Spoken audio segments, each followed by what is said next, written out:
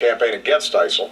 Now the alliance will contribute AWACS aircraft to improve our intelligence, surveillance, and reconnaissance against ISIL.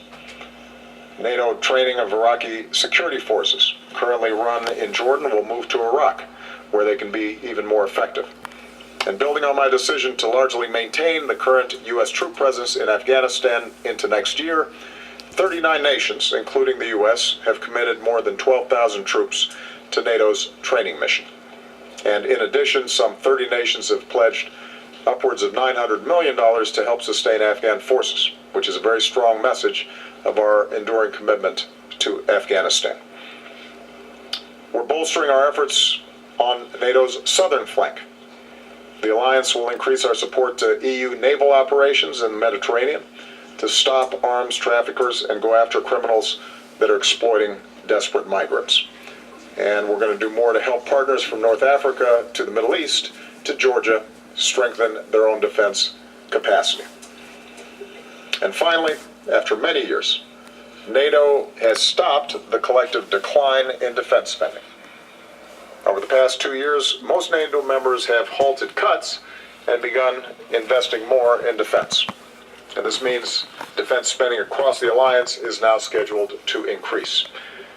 I especially want to commend our friends in the UK, Poland, Greece, Estonia, all who, along with the United States, pay their full share of at least 2% of GDP for our collective defense. But for those of you doing the math, that means that the majority of allies are still not hitting that 2% mark, an obligation we agreed to in Wales. So we had a very candid conversation about this. There's a recognition that given the range of threats that we face and the capabilities that we need, everybody's got to step up and everybody's got to do better.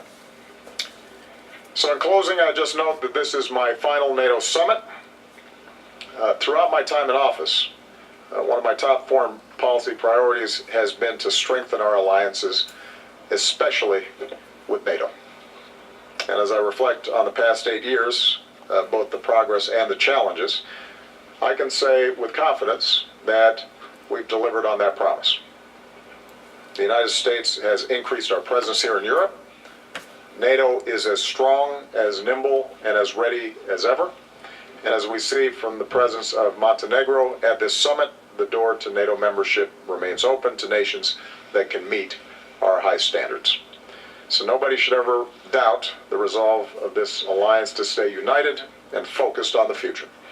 And just as our nations have stood together over the past 100 years, I know that we'll stay united and grow even stronger for another 100 more. And with that, let me take some questions. I'm going to start with Kathleen Hennessy of AP. Thanks, Mr. President. I wanted to specifically ask about the Dallas shooting and the attacker there, now that we know more about the man who we believe did those crimes. I'm wondering if you could help us understand how you describe his motives. Do you consider this an act of domestic terrorism? Was this a hate crime? Was this a mentally ill man with a gun? How should Americans understand why that happened? And then also on the issue of political division and looking for solutions, there have been some critics who noted that you immediately mentioned your call for gun control soon after the attacks. Do you think that in any way encourages or ensures that people retreat to their corners as they think about this? First of all, I think it's very hard to untangle the motives of this shooter. As we've seen in a whole range of incidents with mass shooters, they are by definition troubled. By definition, if you shoot people who pose no threat to you, strangers, you have a troubled mind. What triggers that, what feeds it, what sets it off, I'll leave that to psychologists and people who study these kinds of incidents. What I can say is that although he may have used as an excuse his anger about previous incidents, as has been indicated, at least in the press, and as Chief Brown, I think, indicated.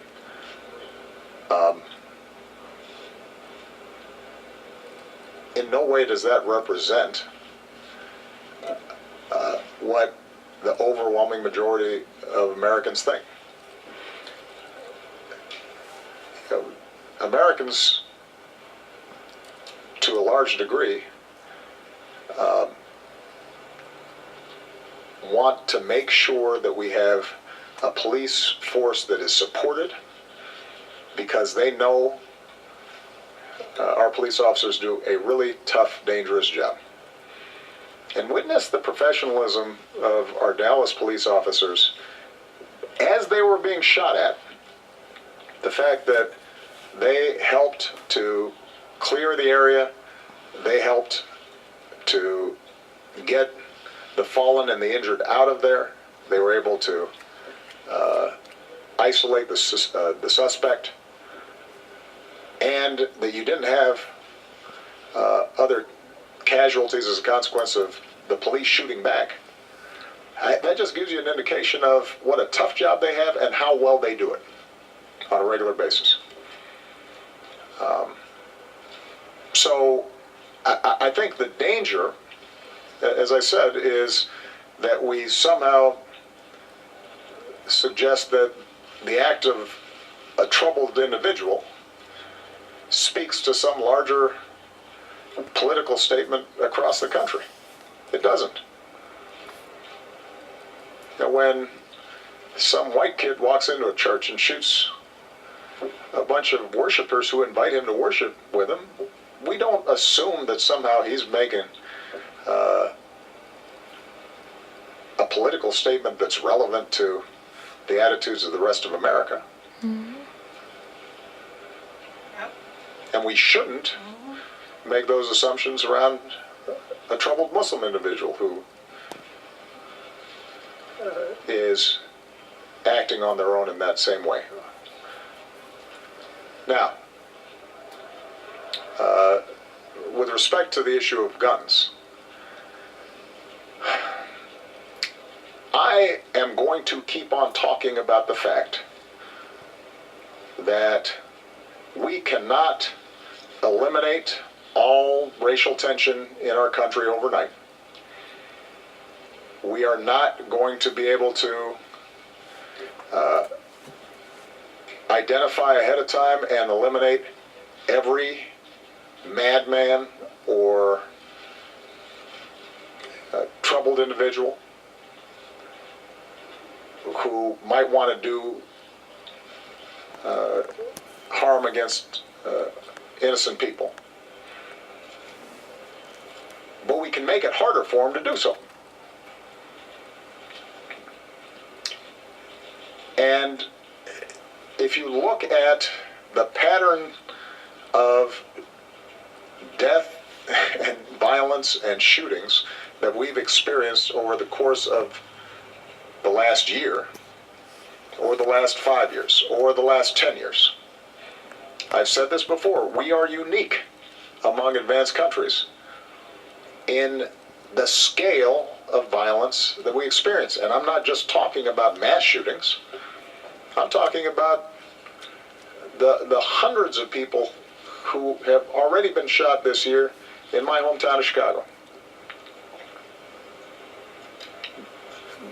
The ones that we just consider routine. Now, we may not see that issue as connected to what happened in Dallas, but part of what's creating tensions between communities and the police is the fact that police have a really difficult time in communities where they know guns are everywhere. And as I said before, they have a right to come home, and now they have very little margin of error in terms of making decisions. So if you care about the safety of our police officers, then you can't set aside the gun issue and pretend that That's irrelevant. At the protests in Dallas, one of the challenges for the Dallas Police Department as they're being shot at is because this is an open carry state. There are a bunch of people participating in the protests who have weapons on them. Imagine if you're a police officer and you're trying to sort out who is shooting at you, and there are a bunch of people who've got guns on them.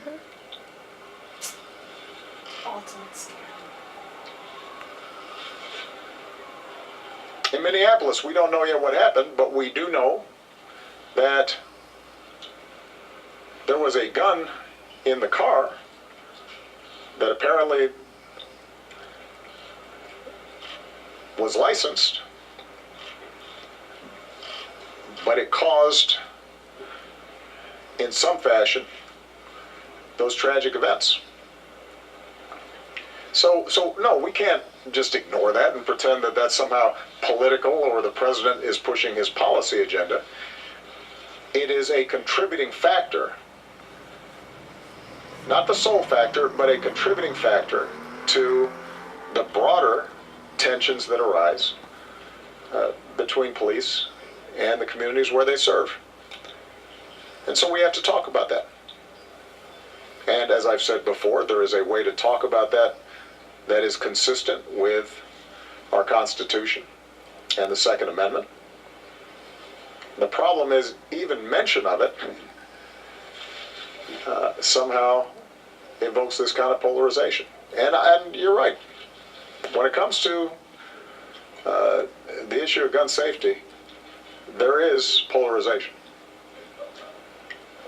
between a very intense minority and a majority of Americans who actually think that we could be doing better when it comes to gun safety. But that expresses itself in stark terms when it comes to legislation in Congress or in state legislatures. And that's too bad. We're going to have to tackle that at some point, and I'm not going to stop talking about it. Because if we don't talk about it, we're not going to solve these underlying problems. It's part of the problem. Carol Lee. Thank you, Mr. President. You mentioned San Bernardino and Orlando, and Americans have been warned that similar attacks could happen here in the United States. And obviously what happened this week in Minnesota and Louisiana and Dallas, these are not necessarily the same types of attacks, and the motivations may be different, but collectively they're having a real impact on the American public, and in that there's a real anxiety out there where people are genuinely afraid going about their daily lives doing routine things. Right. So my questions are, do you see any sort of common thread in these events? Is this sort of just a new normal? Is there anything that you can do about this?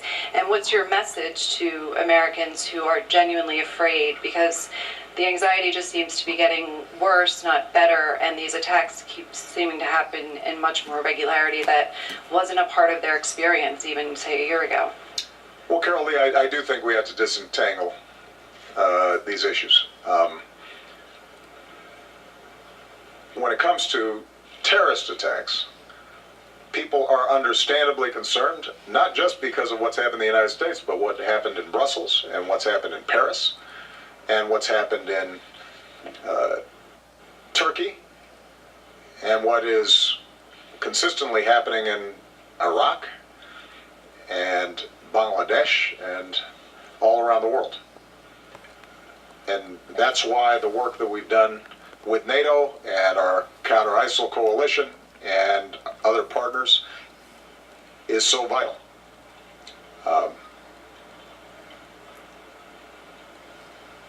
One of the things that's been commented on is that as ISIL loses territory and the fraud of the caliphate becomes more obvious, they're going to start resorting to more traditional terrorist tactics. they can't govern, they can't deliver anything meaningful to the people whose territory they can control. The one thing they know how to do is kill. And so we're going to have to redouble our efforts in terms of intelligence, coordination,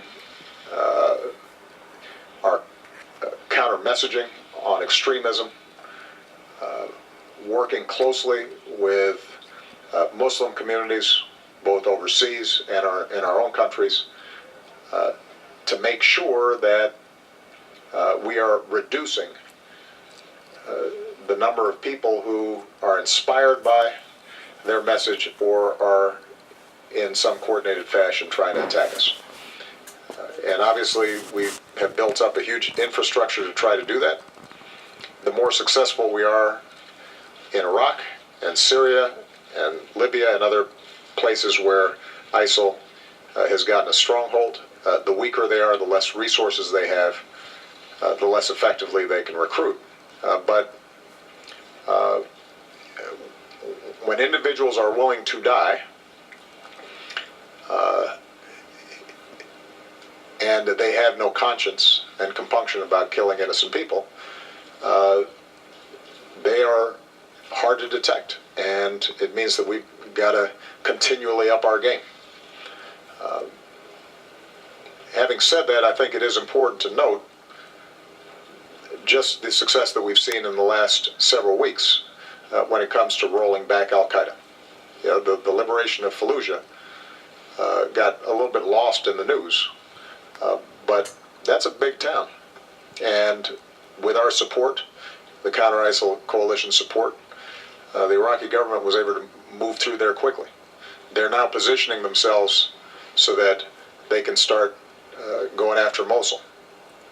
In Syria, you're seeing progress along a pocket, Majib, that has been used for foreign fighter flows. And so they're on their heels, and we're going to stay on it. Now, when it comes to crime generally, I think it's just important to keep in mind that our crime rate today is substantially lower than it was 5 years ago, 10 years ago, 20 years ago, 30 years ago. I mean, over the last 4 or 5 years, during the course of my presidency, violent crime in the United States is the lowest it's been since probably the 1960s. Maybe before the early 1960s. There's been an incredible drop in violent crime. So that doesn't lessen, I think, people's understandable fears if they see a video clip of somebody getting killed. But it is important to keep in perspective that in places like New York or Los Angeles or Dallas, you've seen huge drops in the murder rates. And that's a testimony to smarter policing, and there are a range of other factors that have contributed to that. So that should not, we should never be satisfied when any innocent person is being killed, but that should not be something that is driving our anxieties relative to where we've been in the past. And with respect to, finally, the issue of police shootings, there's no doubt that the visual records that we're seeing have elevated people's consciousness about this. But as I've said before, for African Americans or Latinos in the pre-smartphone age, I don't think that people were not aware of the fact that there is evidence of racial bias in our criminal justice system. It's been well documented, and it's been experienced. And even before I got to the U.S. Senate, when I was in the state Senate in Illinois, I passed legislation to try to reduce the incidence of racial profiling by collecting data, and that was prompted by evidence that it was taking place in certain parts of the state. And the fact that we're aware of it may increase some anxiety right now, and hurt and anger, but it's been said, sunshine's the best disinfectant. By seeing it, by people feeling a sense of urgency about it, by the larger American community realizing that, gosh, maybe this is a problem. And we've seen even some very conservative commentators begin to acknowledge this is something maybe we need to work on. That promises the possibility of actually getting it done. So it hurts. But if we don't diagnose this, we can't fix it.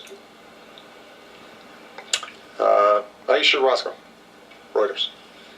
Thank you, Mr. President. As you come to the end of your term, there's a lot of talk about your legacy. I know you may like to leave that to the historians, but when you look back on your presidency and consider race relations, what do you hope your legacy will be? How do you think the shootings in Dallas and the high-profile shootings by police and other events will shape the way your presidency is remembered? I do want to leave legacy questions to the history books. But what I can do, maybe this is a fair response to your question, is to say how I've tried to lead the country on this issue. More than anything, what I hope is that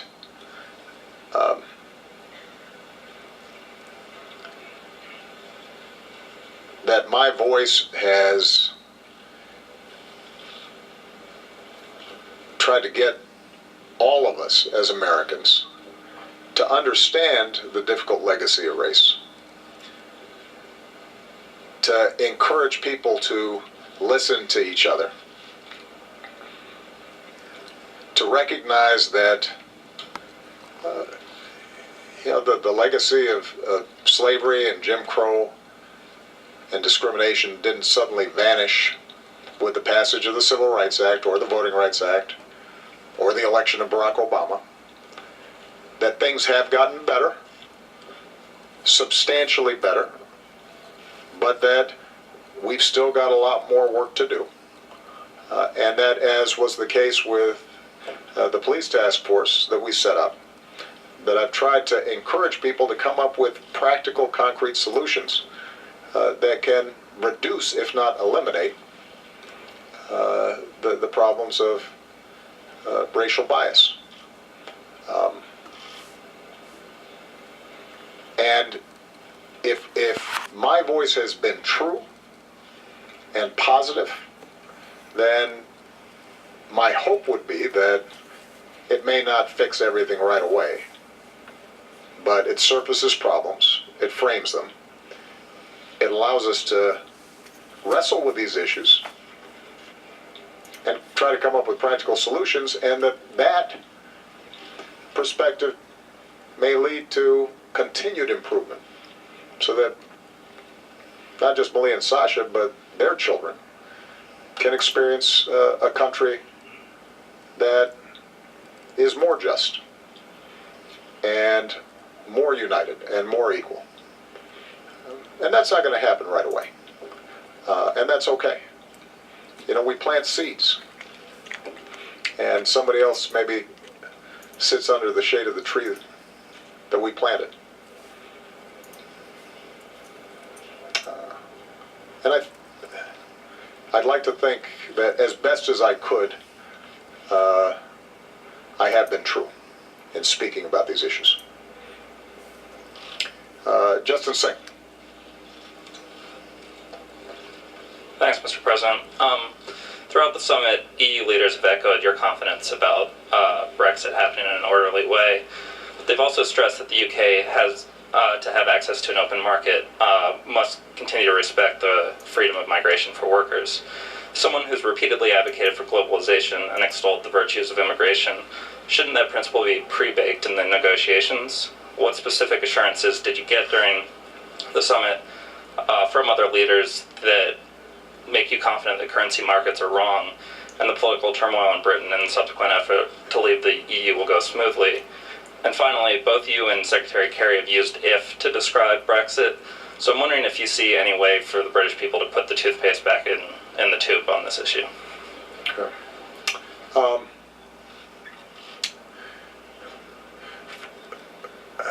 I think we have to assume that a referendum having been passed, with a lot of attention, a lengthy campaign,